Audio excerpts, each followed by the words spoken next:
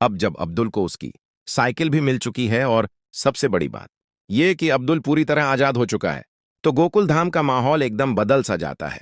एक तरफ जहां सोसाइटी वाले चैन की सांस लेते हैं, वहीं दूसरी तरफ सबकी नजर सिर्फ और सिर्फ चुनीलाल पर टिक जाती है, क्योंकि इस पूरे मामले में अगर सबसे ज्यादा नुकसान किसी का हुआ है तो वो है चुनीलाल का।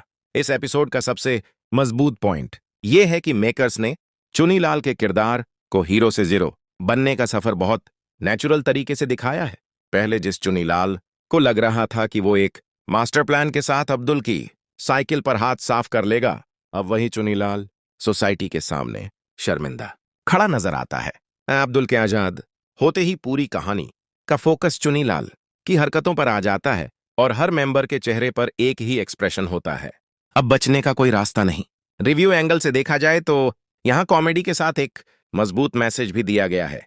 अब्दुल का शांत रहना और बिना किसी बदले के सिर पर सच के साथ खड़ा रहना इस एपिसोड को इमोशनली स्ट्रांग बना देता है।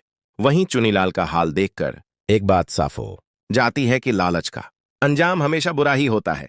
सोसाइटी वाले चुनीलाल को सीधे गुनहगार तो नहीं कहते, लेकिन उनकी खामोशी और ताने चुनीलाल के लिए किसी सजा से कम नहीं होते। एपिसोड का फ्लो काफी स्मूथ रहता है, कहीं भी ऐसा महसूस नहीं होता कि स्टोरी को जबरदस्ती खींचा जा रहा है। चुनीलाल का कॉन्फिडेंस धीरे धीरे टूटना और फिर उसका गिल्ट के साथ चुपचाप निकल जाना, ये सीन ऑडियंस के दिमाग में एक गहरा असर छोड़ता है। यही वही TMKOC स्टाइल है, जहां बिना ज्यादा ड्रामा के ही एक क्लियर मैसेज दे दिया जाता है।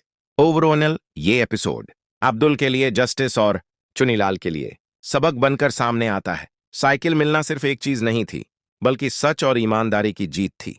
और चुनीलाल का हश्र देखकर यह बात पक्की हो जाती है कि गोकुल धाम में गलत काम करके कोई ज्यादा देर तक बच नहीं सकता। यही वजह है कि ये एपिसोड सिर्फ एंटरटेनिंग ही नहीं, बल्कि याद रहने वाला भी बन जाता है।